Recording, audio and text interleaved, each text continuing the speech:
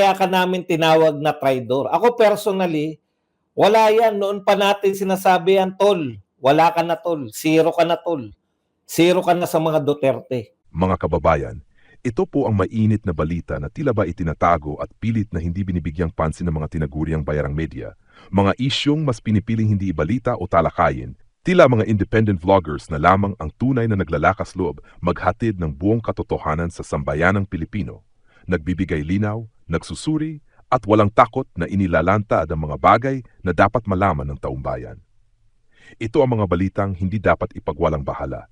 Mga kaganapang dapat malaman ng bawat Pilipino, anuman ang antas sa buhay. Mga opinyon at kuro-kuro ng karaniwang mamamayan na may saysay at dapat bigyang halaga. Kaya't narito ang buong detalye ng balita, isang pagbubunyag ng katotohanan na kayo mismo ang dapat humusga. Parang ang hirap naman paniwalaan niya. Si Robin, mag-endorse na kay ano? Una po, alam po natin, no? Bagamat wala pong sinasabi yung mga Duterte na traidor si Tol, alam po natin na traidor si Tol. Bakit po? Matagal na pong tumatakbo yan si Tolentino na senador, no? Matagal na pong talunan yan, no? Pero nung in-endorse po ni Tatay Digong, kung matatandaan po natin, in-endorse po yan kasabay nila Bato, si Senator Bongo at si Senator Bato, nanalo po. So matagal na siyang tumatakbo o ilang beses, basta nakatakbo na po yan, talo po yan. Pero nung in-endorse po ni Tatay Digong, nanalo po si Tol, no?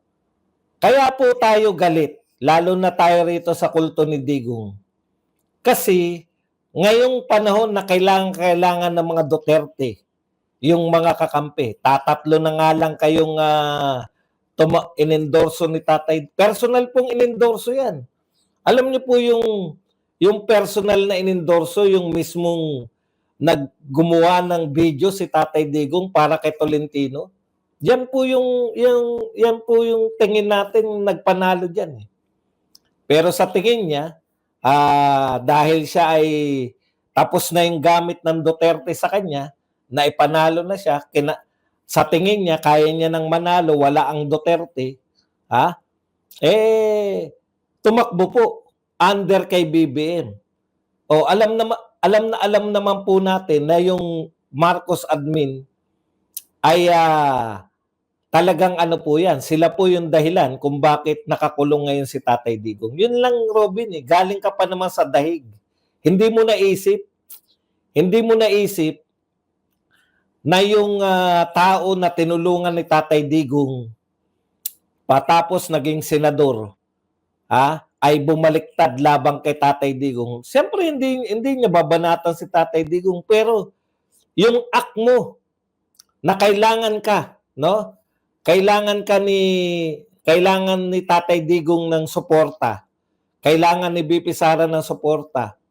Tumakbo ka kay BBM. Talagang kaya ka namin tinawag na traidor. Ako personally, wala yan. Noon pa natin sinasabi yan, tol. Wala ka na, tol. Zero ka na, tol. Zero ka na sa mga Duterte. Yun po.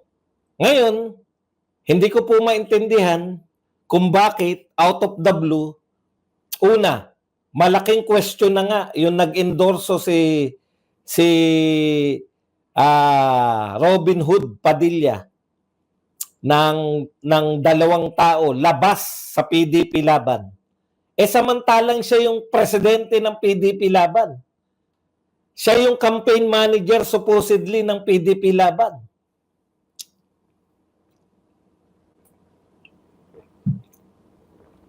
Hindi naman po kinakailangan ng mga Duterte senatoriables yung pagtaas ng kamay ni Robin. Ibig niyo sabihin, katumbas ba si Robin ni Tatay Digong? Katumbas ba ng pagtataas ni Robin Padilla yung pagtataas ni Tatay Digong? Ang layo naman. Okay. Wala ba kami sa tamang pag-iisip, kaming mga DDS? Alam po namin. Ibig mo sabihin, Wala kami sa tamang pag-isip dahil binabasura namin si Tol. Ano ka ba naman, tot? Kala mo, ha? Pati mo naman sa sarili kong channel, mali pa rin ang pag-intindi mo. Binabanatan ko nga si Tol, eh.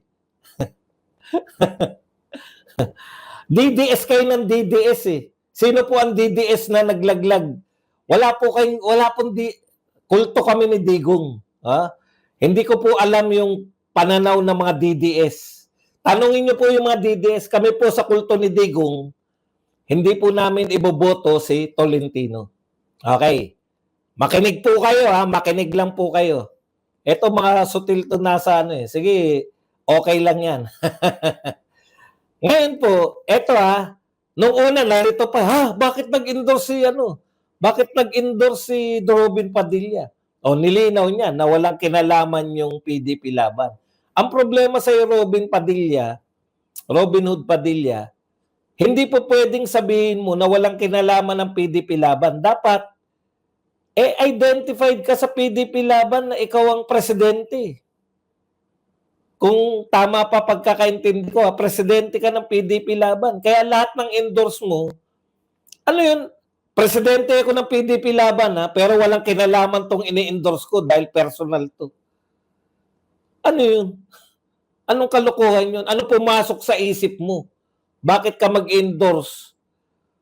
In-endorse mo si Tolentino na alam mo naman na si Tolentino ay zero na yan sa mga Duterte supporters. No? Duterte supporters, zero yan. Lalo na yan si Tolentino dahil traitor nga, eh. Okay. Ikalawang hindi natin matatanggap.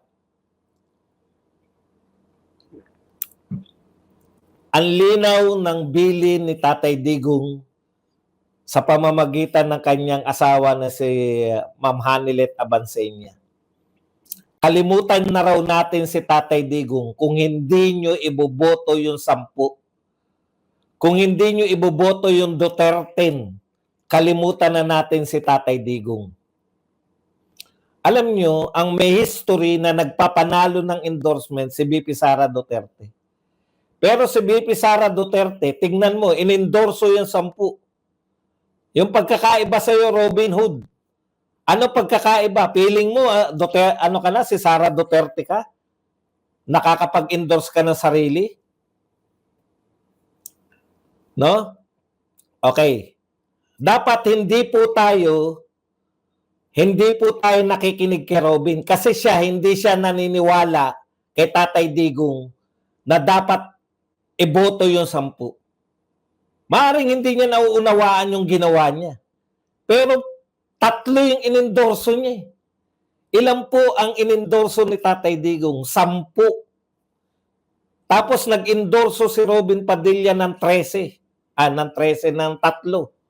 Ano ibig sabihin? May ilalaglag ka sa 10 ni Tatay Digong? O hindi pa pumapasok sa isip mo yan, Robin. Pinapaunawa ko sa iyo yung implikasyon ng endorsement mo kay Tolentino. Kasi baka may iba ka pang endorse, eh. May sarili kang sikap, eh. Hindi mo naunawaan, Robin Hood. Hindi mo naunawaan yung ginagawa mong endorsement. Si BP Sara, sumunod siya sa tatay niya. In-endorse niya yung 10 plus 2.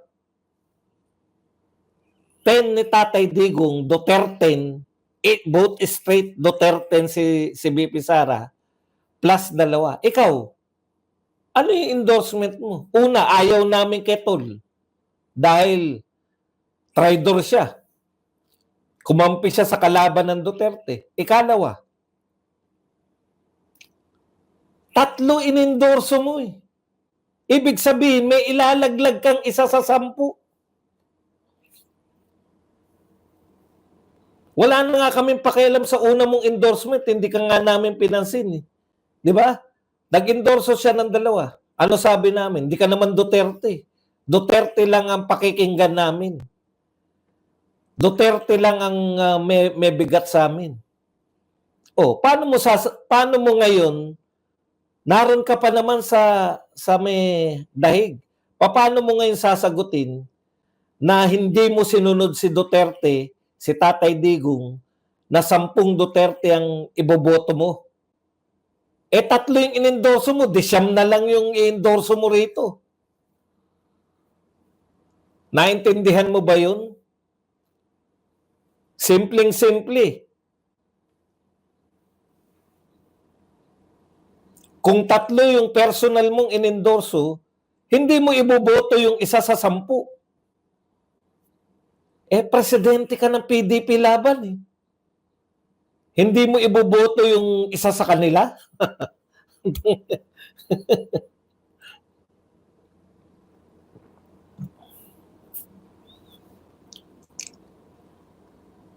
Hindi po okay to.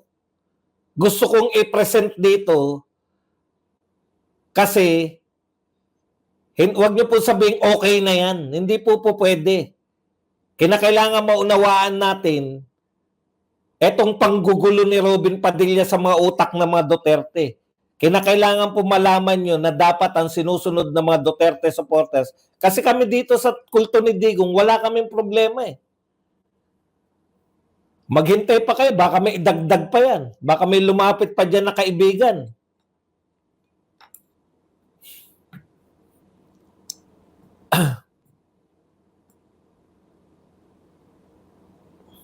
Ang point ko lang po dito, nililinaw po namin, kami dito sa kulto ni Digong, Duterte lang yung pakikinggan namin. Sinabi ni Tatay Digong, 10 yung susuportahan, 10.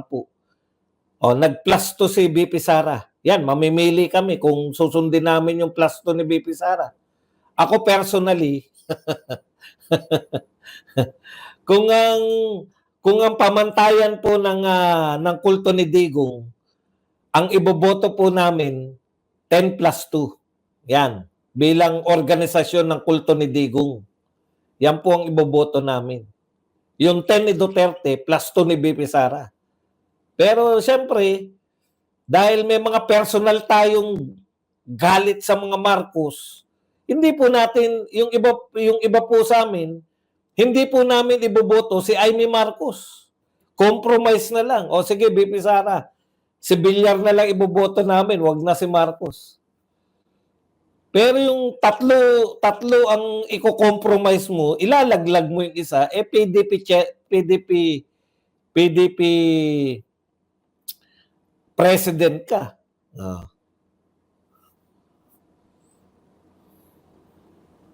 Hindi po, kinakailangan po kasi ni BP Sara eh. Alam niyo po, hindi po kalaban natin si Chis Escudero, no? Kinakailangan po ni BP Sara ng boto para po hindi po siya matanggal sa pagiging vice president. Yun lang po yan. Ano po yan? Yung compromise po yan para makapasok po. Wala naman pong problema sa Duterte dahil pasok naman po. Inendorso po, opisyal na ni BP Sara lahat. Iniisa-isan niya na nga yung pag-endorse eh. With matching video clips pa.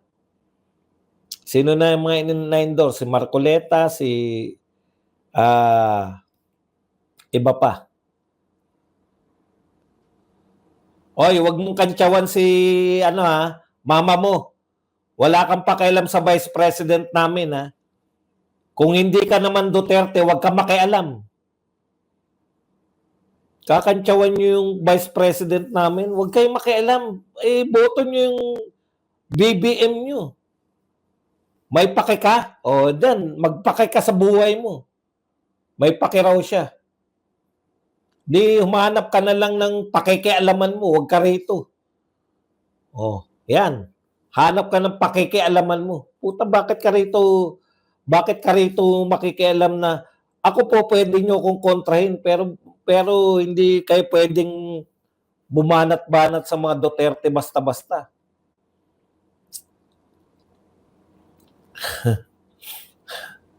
Okay. Punta po tayo rito sa hindi natin masyado na pagtuunan to ng pansin. Tignan nyo po malaki po, buhat po ng umupo itong gobyerno na to.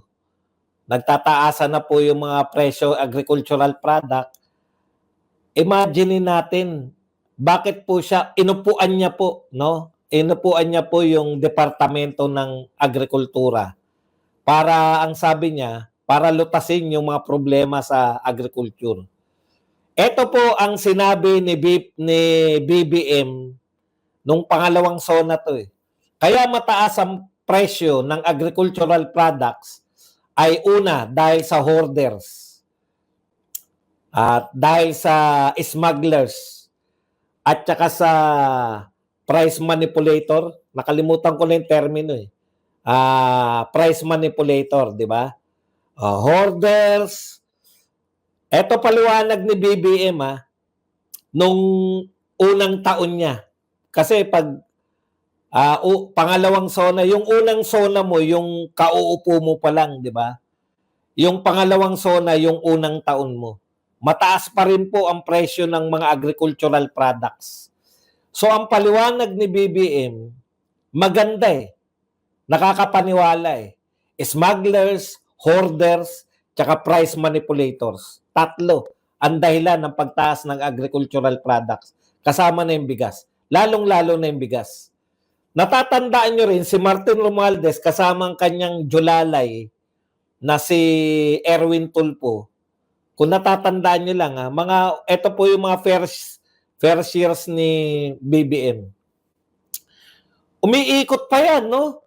Meron pa siyang nakumpiska na mga bigasan, mga hoarders ng bigas. Di ba? Naalala niyo yun? Tapos pinamigay nila yung bigas, pero hindi nahuli kung sino yung may-ari ng... walang nahuli. Ang hinuli nila bigas. Di ba? Para lang magkaroon kayo ng ideya na binobola tayo ng mga to. Hinuli nila yung bigas, hindi yung may-ari ng anong tawag doon sa imbakan ng bigas? May-ari ng kung saan nilalagak, bodega. Hindi bodega eh. Basta malaking bodega. Okay, may may-ari niyan. Imposible namang walang may-ari yan. No? So, kinumpis kayong bigas, pinamigay, ginawang ayuda. Warehouse, yun, very good. Maraming salamat. Yung warehouse na napakalaki, kinumpis ka lang yung bigas, hindi nahuli may-ari, hindi kilala kung sino may-ari. Imposible. Kayo po ba maniniwala kayo? Kung kayo may warehouse na malaki dyan, hindi nyo kilala kung sino may-ari, gobyerno kayo eh. Di ba? So, sa madaling salita, hindi napakulong. Para lang masabi na may nahuhuli sila. Parang droga. May nahuhuling droga, di natin alam kung may nakukulong. Anyways, balik po tayo rito. No? Balik po tayo rito sa sinasabi ko. So, kababanggit ni BBM, mga hoarders, sakto yun, no? Punta kagad sila Martin, tsaka yung julalay niya si Erwin Tulfo. Na talagang kala mo may mga ginagawa eh. Pagkatapos ng mga speech ni BBM na hoarders, smugglers, tanong, may smugglers na po ba napahuli? Oh. Tapos meron pa silang ginawa, binawasan nila yung tariff ng bigas. Anong pinagmamalaki ng yung bagong upo si Tio Laurel? Bagong upong agriculture. Kailan ba yun? Last year? Binawasan nila yung taripa para daw bumaba yung presyo ng bigas. Tapos may problema pa rito sa bigas kasi may NFA daw tayo. Dapat daw sa NFA magbenta yung mga magsaka, sabi na ni Claire. Si Claire talagang ultimate na taga-kontra ng sarili niya. O ngayon po, ngayon po pinag-usapan na ni Auntie Claire, sino na po ang sinisisi? Hoarders pa po ba sinisisi ni Auntie Claire? Ha? Smuggler po ba sinisisi ni Auntie Claire kung bakit mataas pa rin ang presyo ng bigas? Yung taripa po, ibig sabihin po nun, yung tax po ng pumapasok na bigas, binawasan po natin, konti na lang nakukolekta natin na tax dun sa taripa at tax dun sa bigas para daw bumaba. 39 pa lang nga sinasabi. Magiging 39 na. Oh. Ngayon, 39 na ba? Sa madaling salita po, nilulutas nila nun. May pagtatangka kasi merong mga nilulusob na warehouse, binababa yung taripa. O ngayon po, ngayong mataas pa rin. Si Claire talagang ultimate na tagalutas ng problema. Wala nang lulutasin. Hindi na po lulutasin ang problema ng bigas ngayon. Bakit po? Sinisi na sa bilyar eh. Basahin ko ha.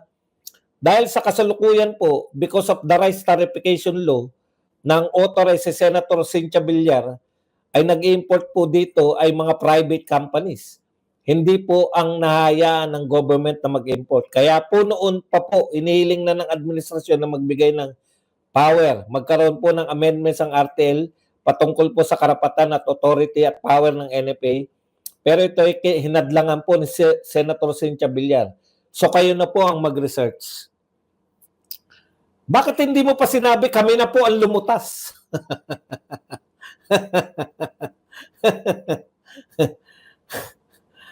Ha? Kami na po ang lumutas. Kayo na raw mag-research. Yan ang sagot nyo. Kasalanan ni Villar kung bakit mataas ang presyo ng bigas. Di inutil pa pala kayo. Wala silang magagawa. Parang ang sinasabi ni Auntie Claire, wala kaming ang gobyerno ni BBM walang magagawa dahil super makapangyarihan si Villar. Bakit pa kay gobyerno? At yun nga mga kababayan, anong masasabi niyo sa balitang ito? Maaring ihayag ang inyong opinyon at kuro-kuro sa comment section sa ibaba. Huwag din kalimutang mag-like, mag-subscribe at mag-share sa bidyong ito. Maraming salamat sa panonood.